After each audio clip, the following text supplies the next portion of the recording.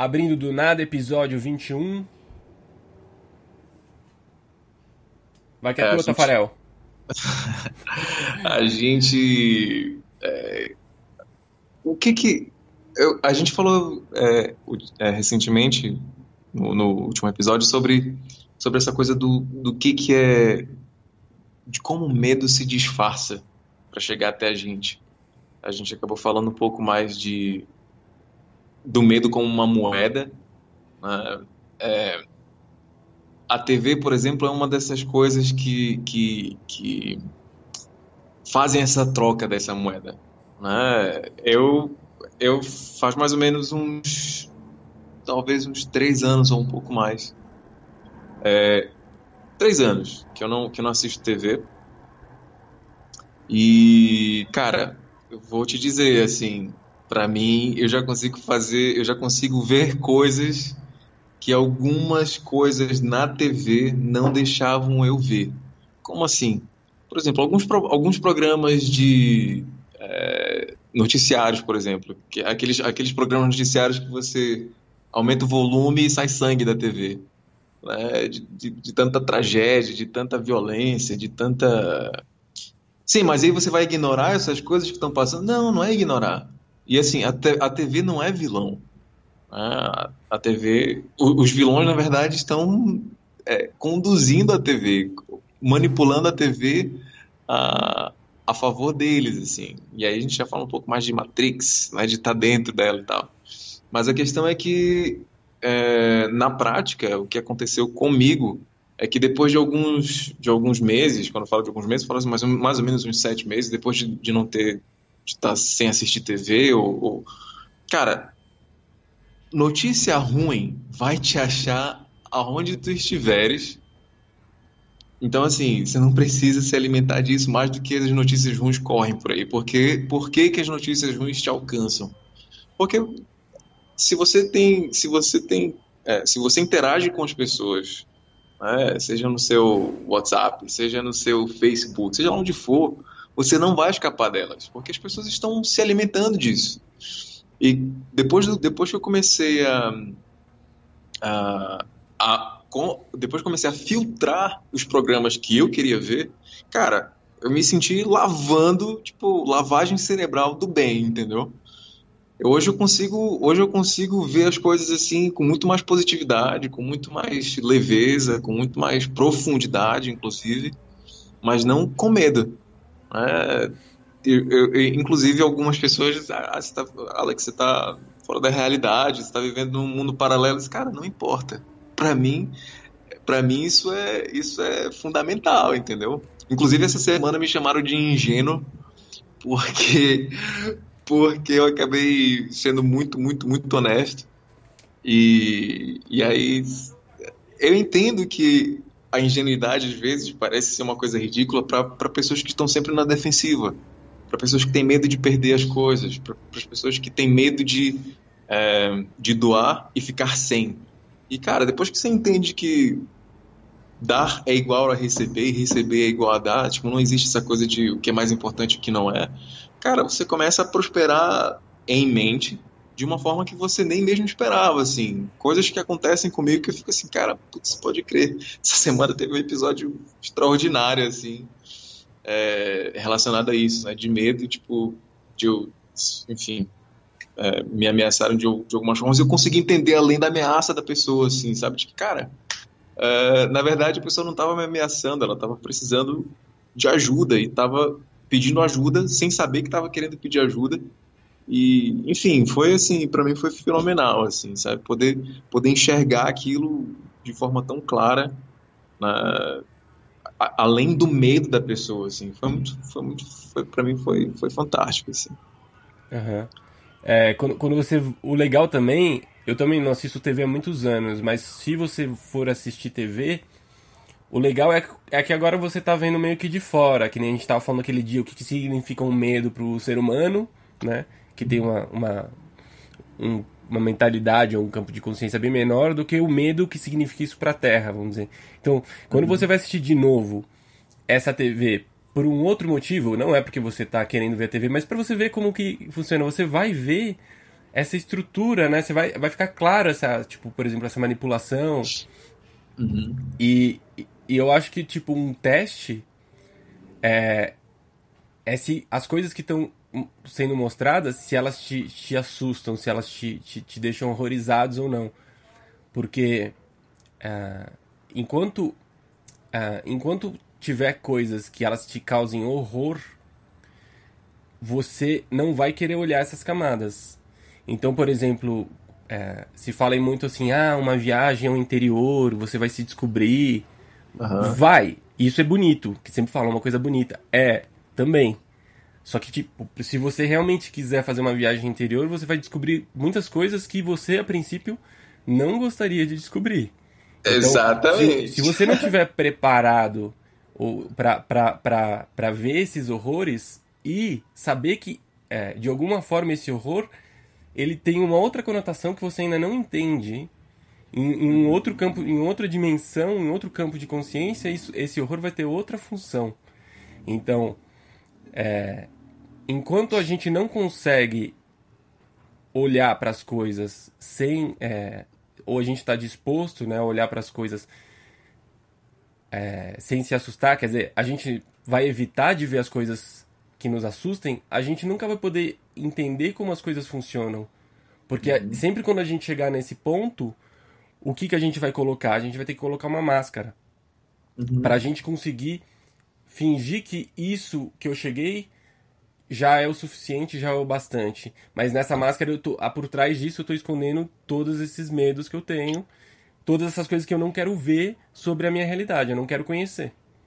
E aí tem uma coisa interessante que esses mês passado eu estava conversando com uma amiga minha justamente nessa pegada de autoconhecimento e ela falou assim, Alex, de verdade, cara, eu tenho medo hoje putz, por que que eu tô aqui? Por que que eu não fiquei lá? Tipo, às vezes é tão complicado ter que entender toda essa realidade e as dificuldades que eu tenho hoje. Antes era tão mais simples e hoje eu vejo as coisas com uma determinada tenho que doar mais de mim e isso é muito ruim. E aí, é aquela coisa que você falou agora há pouco, existe uma temporada de agonia enquanto você está mergulhando em si, que você, pelo fato de você não entender, isso te enche de medo.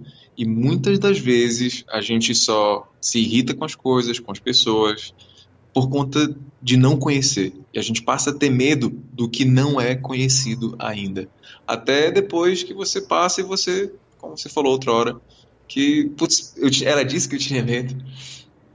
E eu acho que é mais ou menos essa pegada, assim. Você tem que, por mais difícil que seja, é importante enfrentar isso. Enfrentar isso porque... E saber que lá, se você sabe onde você quer chegar, isso é fundamental. Onde é que você quer ir? O que que você quer... Quem é a sua melhor versão que você está buscando? Se você está procurando a sua melhor versão, você vai se deparar com essas paredes de medo e você tem que entender que além dessas paredes existem uma forma sua que está numa versão ainda mais evoluída. E isso é importante ter em mente. Né? Exige paciência, exige persistência, mas é um caminho. É um dos caminhos, na verdade. Uhum. E por trás, assim, o medo é como se fosse o embaixador, vamos dizer, do nada. Porque a forma como a gente, até o que a gente estava falando no episódio passado, a forma como a gente lida muito com medo é colocar alguma explicação concreta que substitua a explica. Por exemplo, eu tenho uma situação que eu não compreendo, então eu crio de alguma forma uma compreensão, mesmo que seja uma compreensão mística ou uma compreensão, não importa. Mas no fundo, não tem nada. Então, Uhum, e é isso que é a fonte de medo permanente. Se de uma forma lógica você consegue compreender que o fundo das coisas é o nada e você consegue aceitar não ter nenhuma explicação para uma coisa que está acontecendo com você, uhum, então aí você tipo tá tendo a possibilidade de enfrentar quando esse medo que você vai sentir em algumas situações vendo de outro lado, sabendo que uhum, não tem nada que você possa dizer que vai evitar que você sinta medo. A não ser os remendos que a gente faz. A gente coloca um remendo para não sentir Aham. uma explicação hoje, mas amanhã eu tenho que dar outra, e eu vou substituindo essas explicações. Mas no fundo, não tem nada. Aham. O nada para mim é fascinante. O nada, na verdade, não é o nada que a gente acha que é nada. Na verdade, é praticamente tudo. Mas isso a gente vai falar num outro episódio. A gente pode falar agora, a gente ainda tem tempo, amiguinho. Mas a questão é que quando a gente não tem Não, eu nada, digo não no tem outro nada, episódio não tem porque nada vai para levar falar. mais de 5 minutos. Vai ter mais. É longo esse assunto de nada, Mas é porque nada. É, porque na verdade é tudo. O nada, na é, verdade, não é o nada aham, que a gente tem como nomenclatura, como definição. uhum. O nada, na Então, verdade, é o tudo. então, assim, se você imaginar que tudo vem do nada, então realmente é como assim, tudo tá surgindo a partir desse instante, realmente do nada. E todas as coisas que a gente coloca, que a gente acha que a gente já sabe, elas estão interferindo com essa comunicação. Então, quando a gente se apega ao passado, por exemplo, e fala, isso tem que ser assim porque foi assim, ou porque era assim. Então, a gente está colocando alguma coisa entre a gente e o nada. Então, e a gente vai estar escutando essa coisa. Então, na verdade, essa coisa vai estar, ok, escondendo um medo. Porque não tem nada. É uma explicação que eu inventei. Que faz sentido. Sentido mirabuloso. Eu vou levar um tempo ainda para escutar de novo esse podcast para te entender. Mas tá valendo, tá valendo. Eu prometo que vou refletir sobre isso. Quer que eu tente falar de novo? Eu não sei nem se eu entendi o que eu falei. Cara, vamos fazer o seguinte, vamos criar outra explicação baseada nisso que você falou, porque assim, o que eu entendi é que o medo é o nada, e o nada é o medo. Aham. Não, isso a gente já tinha falado, né? Que o medo tá ali como uma fronteira com o nada. E daí é aquela coisa de, tipo, tudo se dá a partir do presente. Então, se de alguma forma eu tô colocando alguma coisa como anterior a este momento, então a coisa não tá começando do nada, tá começando dessa coisa. Entende? Eu criei um obstáculo de comunicação. Você É um entende? pseudo-obstáculo isso, É como se fosse, assim, a gente vai escrever um roteiro. Aham. Da onde que a gente vai começar? Do nada. Do nada. A gente pode fazer o que a gente quiser. Mas se eu já falo, olha, o produtor queria uma comédia. Pronto, aí eu já coloquei um obstáculo.